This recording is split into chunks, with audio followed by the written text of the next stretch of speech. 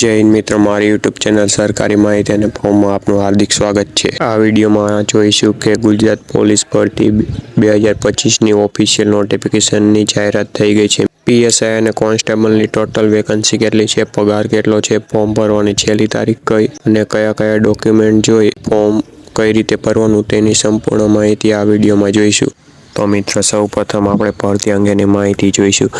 Gujarat police requirement board દ્વારા વર્ષ 2025 માટે એક મોટી ભરતીની જાહેરાત કરવામાં આવી છે। કુલ 13,591 જગ્યાઓ માટે પીએસઆઈ અને કોન્સ્ટેબલ સહિત અન્ય પદો માટે ઉમેદવારો પાસેથી ઓનલાઈન અરજી મંગાવવામાં આવી છે। પીએસઆઈ માટે 858 પદ અને કોન્સ્ટેબલ માટે 12,733 પદ, ટોટલ પદ 13,591।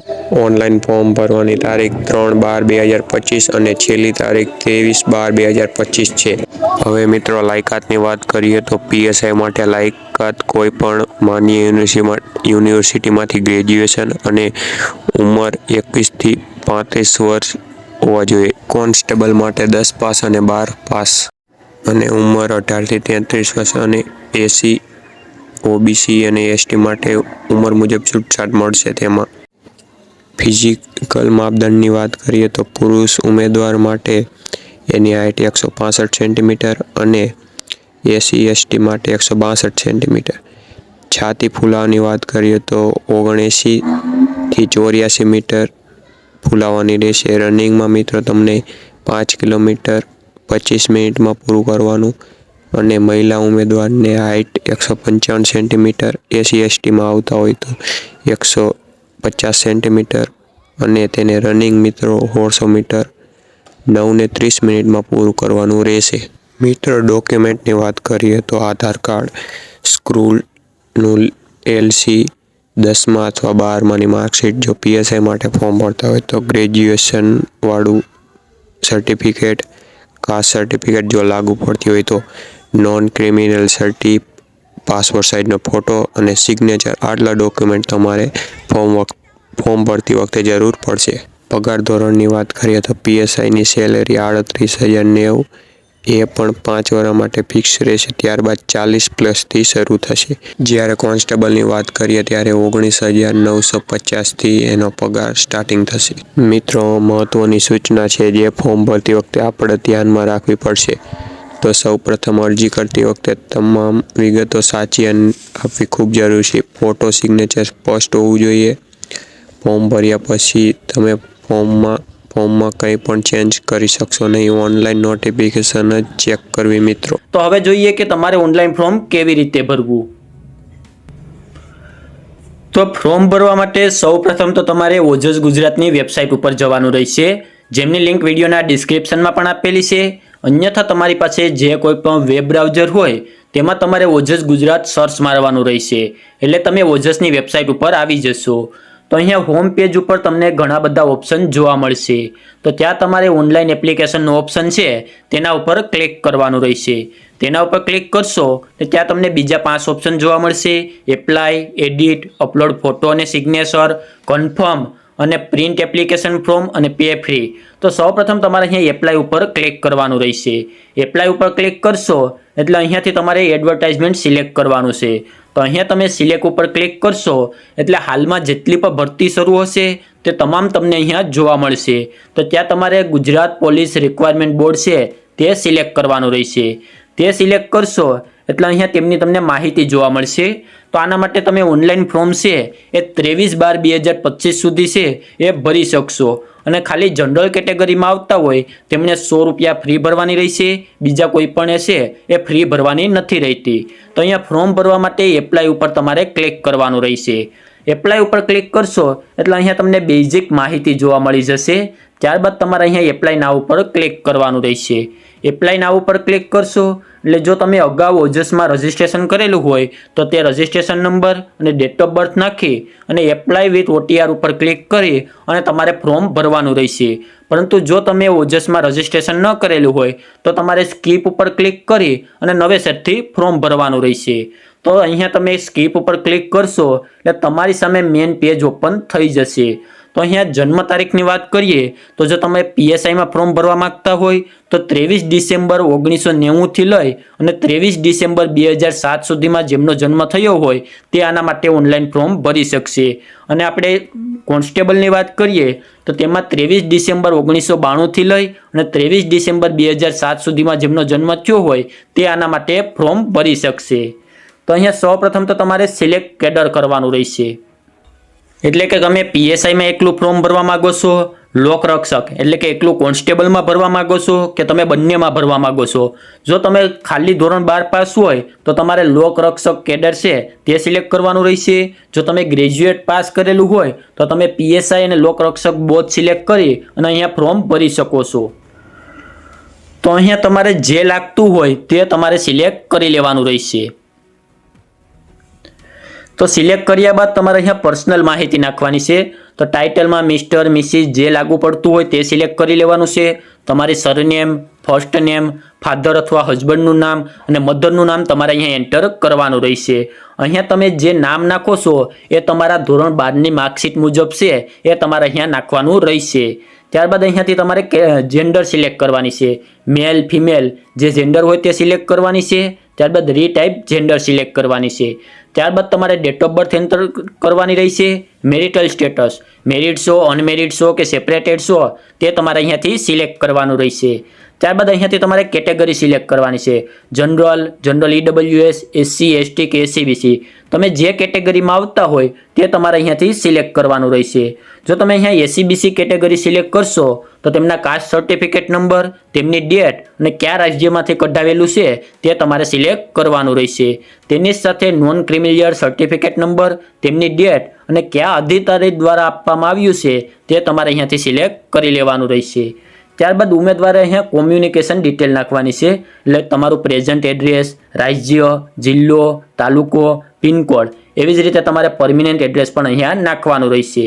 ત્યારબાદ મોબાઈલ નંબર અને ઈમેલ એડ્રેસ. મોબાઈલ નંબર અને ઈમેલ એડ્રેસ છે અહીંયા તમારી પાસે 1 થી 2 વર્ષ માટે શરૂ રહેવાના હોય તે જ નાખવા. કારણ કે ભરતીની તમામ માહિતી છે એ તમારા મોબાઈલ નંબર અને ઈમેલ એડ્રેસ ઉપર આપવામાં આવતી હોય છે. એટલે જે મોબાઈલ નંબર અને ઈમેલ એડ્રેસ શરૂ હોય તે જ તમારે અહીંયા નાખવું. ત્યારબાદ રીટાઈપ મોબાઈલ નંબર અને રીટાઈપ ઈમેલ એડ્રેસ. ઉપર જે મોબાઈલ નંબર અને ઈમેલ એડ્રેસ નાખ્યું તે ફરીથી અહીંયા નાખવાનું રહેશે. ત્યારબાદ નેશનાલિટીમાં અહીંયા ઇન્ડિયન જ આવશે. ત્યારબાદ અન્ય માહિતી એટલે કે તમારે કોઈ એક ફોટો આઈડી પ્રૂફ અપલોડ કરવાનું છે. એમાં તમે Aadhaar card, voter ID, driving licence, PAN card, passport ID કે ગમે એ છે એ અપલોડ કરી શકો છો. તો અહીંયા તમારે આધાર કાર્ડ સિલેક્ટ કરવાનું છે અને ફોટો આઈડી પ્રૂફ નંબર છે એમાં તમારે આધાર કાર્ડના નંબર અહીંયા નાખવાના રહેશે. ત્યારબાદ જો તમે રમતગમતના વધારાના ગુણ મેળવવા માંગતા હોય તો યસ કરી અને તેમની ડિટેલ નાખવાની રહેશે. અન્યથા નો કરી અને તમારે આગળ વધવાનું રહેશે. ત્યારબાદ બેઝિક નોલેજ ઓફ કોમ્પ્યુટર તો એમાં ફરજિયાત યસ આપવું ફરજિયાત છે. ત્યારબાદ વિડો એટલે જો વિધવા વુમન હોય તો તેમને યસ આપી અને તેમની માહિતી નાખવાની છે. અન્યથા નો કરી અને તમારે આગળ વધવાનું રહેશે. ત્યારબાદ જો તમે એક સર્વિસમેન હોય તો તમારે યસ આપવાનું છે અને તેમની ડિટેલ નાખવાની રહેશે. અન્યથા નો કરી અને તમારે આગળ વધવાનું રહેશે.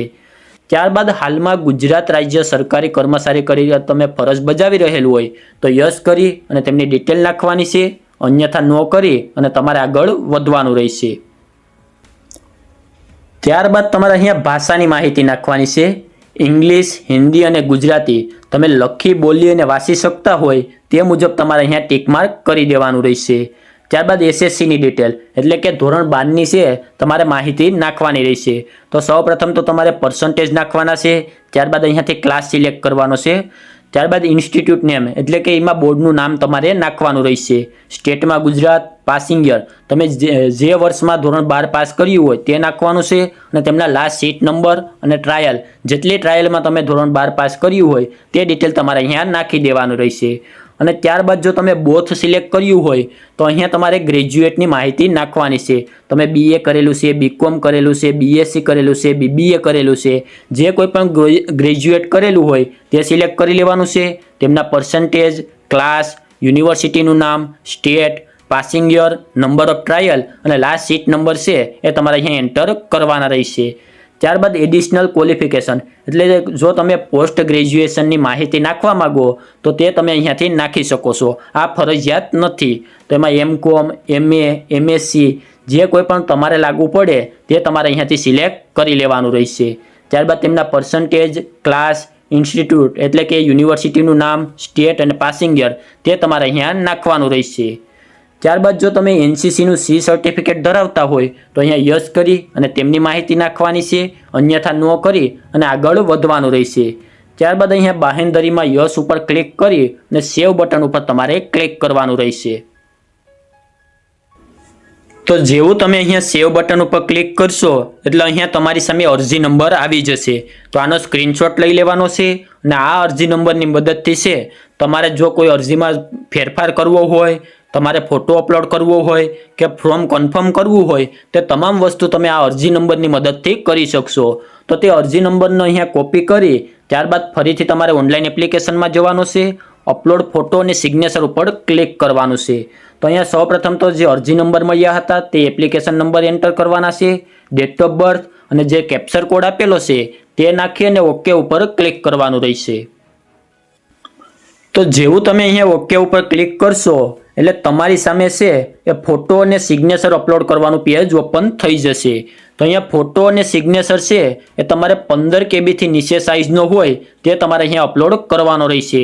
જો 15 KB થી વધારે સાઇઝ હશે તો ફોટો અને સિગ્નેચર તમે અહીંયા અપલોડ નહીં કરી શકો. તો અહીંયા આવી રીતે તમારે ફોટો અને સિગ્નેચર અપલોડ કરી દેવાનો રહેશે. તો અહીંયા ફોટો અને સિગ્નેચર અપલોડ થયા બાદ ફરીથી તમારે ઓનલાઈન એપ્લિકેશન ઉપર જવાનું છે અને ત્યાં કન્ફર્મ ઉપર ક્લિક કરવાનું છે. કન્ફર્મ ઉપર ક્લિક કર્યા બાદ ફરીથી આપણે જે અગાઉ અરજી નંબર મળ્યા હતા તે અરજી નંબર અને ડેટ ઓફ બર્થ એન્ટર કરવાની રહેશે. સાથે જ નીચે કેપ્ચર કોડ આપેલો છે તે નાખીને તમારે ઓકે ઉપર ક્લિક કરવાનું રહેશે. તો જેવું તમે અહીંયા ઓકે ઉપર ક્લિક કરશો એટલે ફોર્મમાં તમે જે વિગત નાખી છે તે તમામ વિગત તમને અહીંયા જોવા મળશે, જેમાં નામ, મધર નેમ, ત્યારબાદ તમારું એડ્રેસ, તમારા મોબાઈલ નંબર, તમામ માહિતી તમને અહીંયા જોવા મળી જશે. અને એવી જ રીતે જો તમે જનરલ કેટેગરીમાં ફોર્મ ભર્યું હશે તો કેટલી ફી ભરવાની છે તેમની માહિતી પણ તમને અહીંયા જોવા મળી જશે. તો અહીંયા કન્ફર્મ કરવા માટે કન્ફર્મ એપ્લિકેશન ઉપર ક્લિક કરવાનું રહેશે. ત્યારબાદ તમારે અહીંયા ઓકે ઉપર ક્લિક કરવાનું રહેશે. એટલે તમારું ફોર્મ છે એ અહીંયા કન્ફર્મ થઈ જશે અને તમારી સામે આવી રીતે કન્ફર્મેશન નંબર આવી જશે. અને ત્યાં નીચે છે એ પ્રિન્ટ ડાઉનલોડ કરવા માટેનું પ્રિન્ટ એપ્લિકેશન કરી અને એક ઓપ્શન જોવા મળશે, ત્યાંથી તમે આની પ્રિન્ટ પણ કાઢી શકો છો. પરંતુ જો જનરલ કેટેગરીમાં આવતા હોય તો પે ફ્રી ઉપર તમારે અહીંયા ક્લિક કરવાનું રહેશે. પહેલાં તો તમારે જે કન્ફર્મેશન નંબર આપ્યા છે તે અહીંયાથી કોપી કરી લેવાના રહેશે. અને અહીંયા ફરીથી ઉપરની તરફ જવાનું છે, જ્યાં ઓનલાઈન એપ્લિકેશનમાં પ્રિન્ટ એપ્લિકેશન ફોર્મ અને પે ફી તેના ઉપર ક્લિક કરવાનું છે. ત્યારબાદ અહીંયાથી સિલેક્ટ જોબ, તો અહીંયા તમને ઘણી બધી છે એ ભરતી જોવા મળશે. તેમાં નીચેની તરફ જતું રહેવાનું છે, જેમાં GPRB 2025-26 એક કરીને ઓપ્શન છે તે તમારે સિલેક્ટ કરી લેવાનો રહેશે. ત્યારબાદ ફોર્મ કન્ફર્મ કર્યું ત્યારે તમને જે 8 ડિજિટના કન્ફર્મેશન નંબર મળ્યા તે, ડેટ ઓફ બર્થ અને કેપ્ચર આપેલો છે તે નાખી અને ઓનલાઈન પેમેન્ટ ઓફ ફી ઉપર ક્લિક કરી અને તમારે અહીંયાથી ફી ભરવાની રહેશે. તો આવી રીતે તમારે પોલીસ કોન્સ્ટેબલ અને PSI માટેનું ઓનલાઈન ફોર્મ ભરવાનું રહેશે. પ્રશ્ન હોય તો નીચે કોમેન્ટ બોક્સમાં જણાવી દેજો, ત્યાં તેમનો જવાબ આપી દઈશું. અને આજના વિડીયોમાં આપવામાં આવેલી માહિતી સારી લાગી હોય તો વિડીયોને લાઇક કરી દેજો અને અમારી ચેનલમાં પહેલી વાર આવ્યા હોય તો ચેનલને સબસ્ક્રાઇબ કરી દેજો, જેથી પોલીસ ભરતીને લગતી તમામ માહિતી સૌથી પહેલાં તમારા સુધી પહોંચી શકે.